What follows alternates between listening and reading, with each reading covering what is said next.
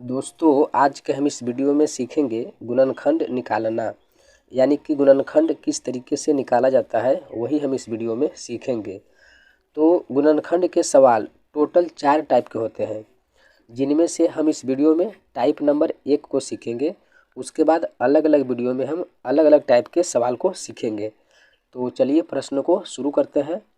अगर आप इस वीडियो को अच्छे से देख लेते हैं और आसानी से समझ लेते हैं तो हम गारंटी के साथ कह सकते हैं कि आप हर एक टाइप के सवाल को अच्छे से बना लेंगे।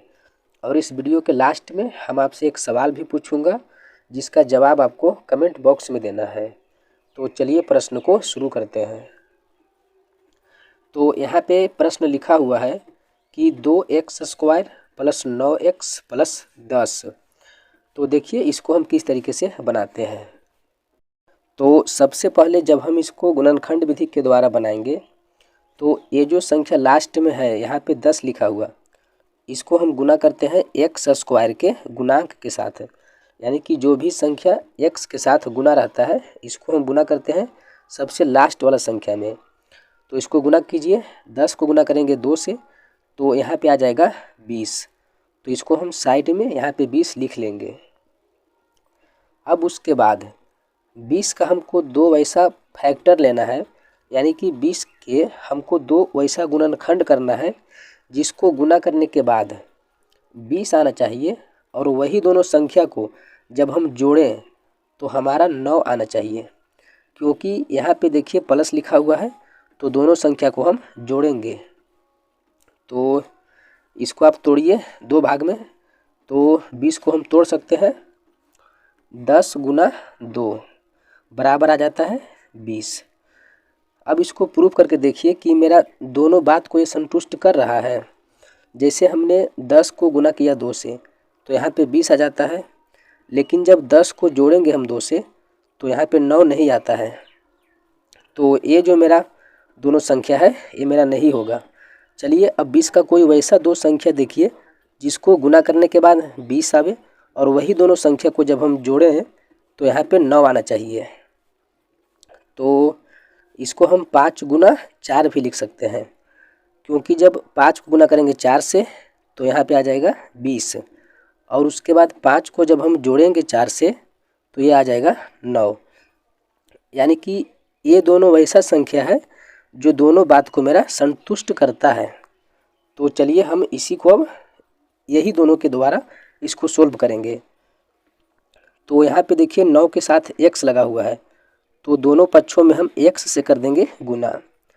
तो यहाँ पे लिखेंगे 5x + 4x बराबर 9x, यानी कि सभी में हम x लगा देंगे। तो अब यहाँ पे जो ये 9x आया, यही वाला 9x यहाँ पे लिखा हुआ है। तो ये जो 9x है इसके बदले में हम 5x + 4x यहाँ पे लिख सकते हैं। तो चलिए इसको हम इसी तरीके से यहाँ पे लिखते हैं।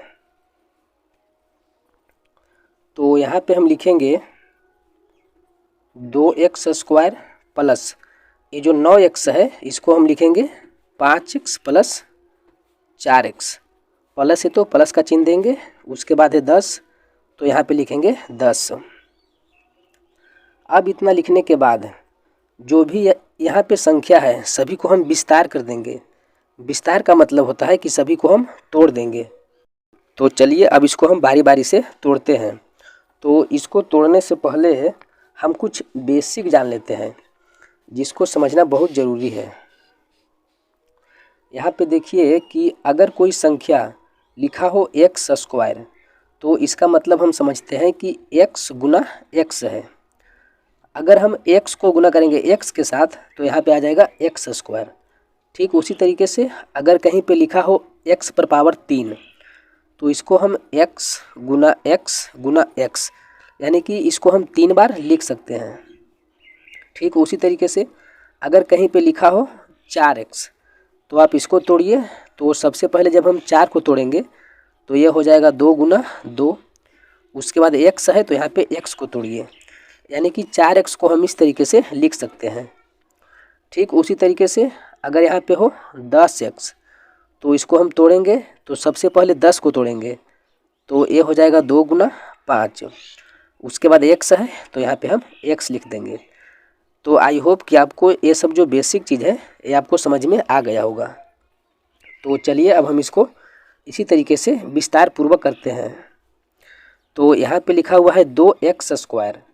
तो जब हम इसको तोड़ेंगे तो 2x² को लिख सकते हैं 2 गुना x² को जब तोड़ेंगे तो यहाँ पे हो जाएगा x गुना x। उसके बाद यहाँ पे प्लस का चिन्ह है तो यहाँ पे प्लस का चिन्ह दीजिए। उसके बाद है 5x तो यहाँ पे लिखेंगे 5 गुना x।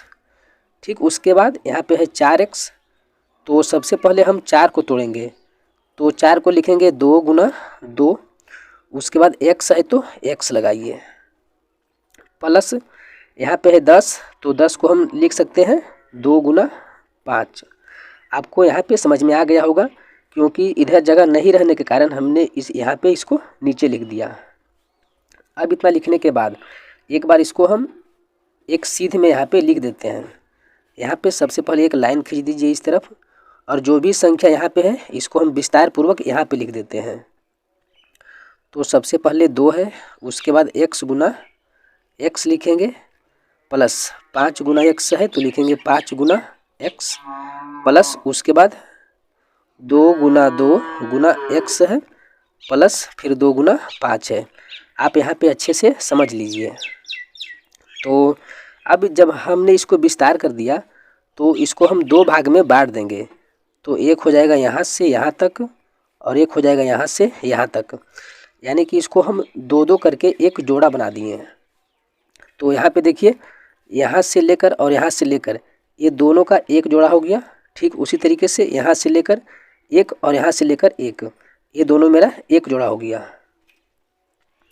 अब इतना लिखने के बाद जो भी संख्या दोनों में रहेगा उसको हम कॉमन लेंगे। कॉमन का मतलब होता है कि जो भी संख्या दोनों में समान हो इसको हम बाहर निकालेंगे और जो संख्या समान नहीं रहेगा उसको हम अंदर लिखेंगे। जैसे यहाँ पे देखिए कि यहाँ पे 2 लिखा हुआ है और यहाँ पे 2 नहीं है, यहाँ पे x है और यहाँ पे x है, यानी कि जो संख्या इसमें भी रहेगा और इसमें भी रहेगा इसको हम ले लेंगे कॉमन। तो यहाँ पे देखिए 5 है और यहाँ पे x है जो कि इसमें 5 नहीं है, यानी कि केवल x जो संख्या है वो दोनों में मिल रहा है। यहाँ पे x है और यहाँ पे भी x है तो x ले लेंगे हम कॉमन और इसके बाद एक यहाँ पे ब्रैकेट खींचेंगे। उसके बाद जो भी संख्या बचा इसको हम यहाँ पे लिखेंगे। तो यहाँ पे 2x है जिनमें से हमने एक x कॉमन ले लिया तो यहाँ पे बच गया एक 2 और एक x, तो इसको हम इस तरीके से 2x लिखेंगे। प्लस है तो प्लस का चिन्ह दीजिए। उसके बाद यहाँ पे है 5 गुना x जिसमें से हम x कॉमन ले लिया, यहाँ पे बचा केवल 5 तो यहाँ पे लिखेंगे 5। प्लस है तो प्लस का चिन्ह लगाइए। उसके बाद यहाँ पे देखिए 2 गुना 2 गुना x है और यहाँ पे केवल 2 गुना 5 है, यानी कि 1 2 यहाँ पर और 1 2 यहाँ पे ये दोनों मिल रहा है तो इसको हम 2 कॉमन ले लेंगे। फिर उसके बाद जो भी संख्या बचा इसको हम यहाँ पे लिखेंगे। तो 2 और x है तो यहाँ पे हम लिखेंगे 2x प्लस फिर एक 5 है तो यहाँ पे लिखेंगे 5। अब इतना लिखने के बाद यहाँ पे देखिए हमको ध्यान देने वाला बात है कि जो भी संख्या ब्रैकेट के अंदर है ये दोनों हमारा समान होना चाहिए, क्योंकि जब समान नहीं रहेगा तो हमारा हिसाब गलत हो जाएगा। अब उसके बाद यहाँ पे x है और यहाँ पे प्लस में है 2, ये दोनों को हम एक पर लिख देंगे, x प्लस 2। उसके बाद ये दोनों जो ब्रैकेट के अंदर है इसमें से हम एक संख्या लिख लेंगे, यानी कि 2x प्लस 5। तो ये दोनों जो निकल कर आया यही हो गया मेरा आंसर। तो आई होप कि मुझे आशा है कि आपको समझ में आ गया होगा। तो चलिए अब हम आपको एक सवाल देते हैं बनाने के लिए, जिसका जवाब आपको कमेंट बॉक्स में देना है। तो ये रहा है आपका सवाल 2x² प्लस 7x प्लस 10। मुझे आशा है कि आप इसका जवाब दे देंगे। तो चलिए अब हम इस वीडियो को समाप्त करते हैं, मिलते हैं एक अगले वीडियो में। तब तक के लिए धन्यवाद।